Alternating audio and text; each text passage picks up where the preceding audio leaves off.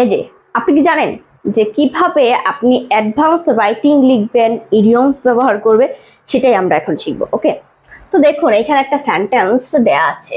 তানভীর সব সময় তার পড়াশোনায় মনোযোগী, সে তার সময় নষ্ট করে না এবং কঠোর পরিশ্রমের মাধ্যমে নিজের স্বপ্ন পূরণের চেষ্টা করে। তার অধ্যবসায় দেখে শিক্ষকরা তার প্রশংসা করে।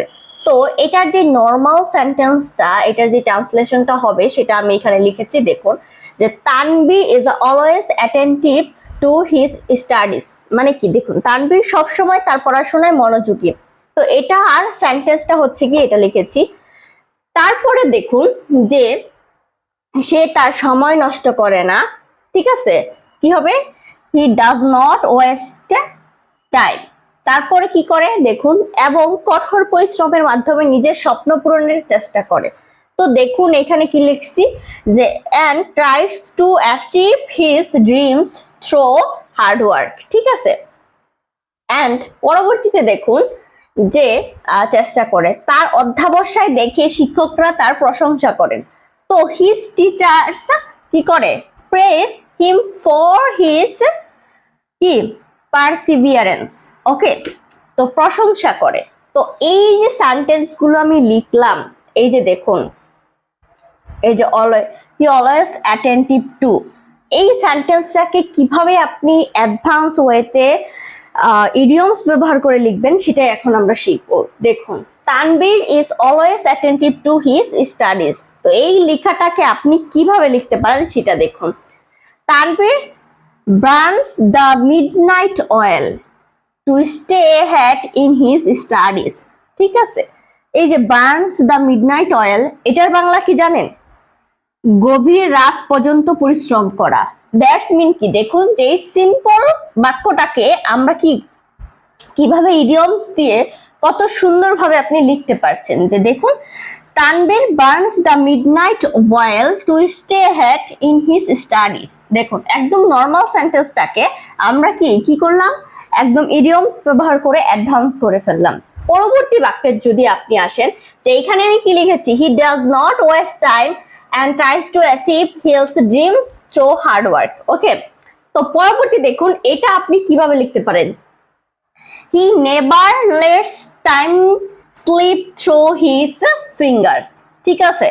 এই যে এতটুকু ইডিয়মসের বাংলা কি জানেন, সময় অপচয় করা। তো এখন থেকে দেখুন এই নর্মাল বাক্যটা কিন্তু কি আপনি এইভাবে ইডিয়মস ব্যবহার করে লিখতে পারবেন, lets time slip through his fingers, ঠিক আছে। পরবর্তীতে দেখুন যে কি করে, সে নিজের দেখুন পরিশ্রমের মাধ্যমে নিজের স্বপ্ন পূরণের চেষ্টা করে, ঠিক আছে। সো দেখুন এই যে তারপর কি করে দেখুন, এন্ড এই যে দেখুন নিজের স্বপ্ন পূরণের চেষ্টা করে, ঠিক আছে।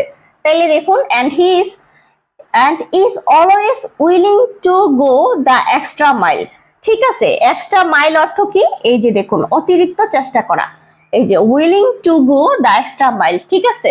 এই যে নিজের স্বপ্ন পূরণের চেষ্টা করা, এটার ইংরেজি আপনি কি লিখতে পারেন, willing to go the extra mile, ঠিক আছে। পরবর্তীতে দেখুন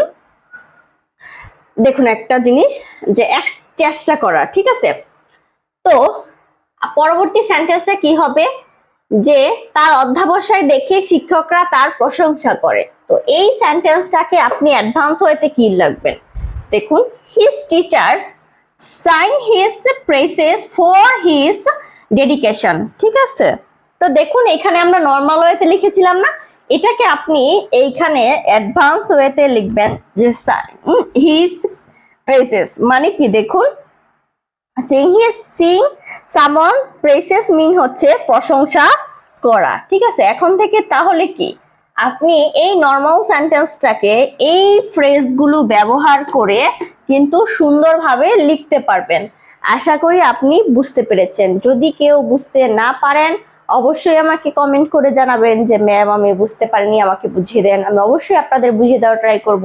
তো আজকে এই পর্যন্তই, দেখা হবে অন্য কোনো ভিডিওতে। ততক্ষণ পর্যন্ত সবাই ভালো থাকবেন।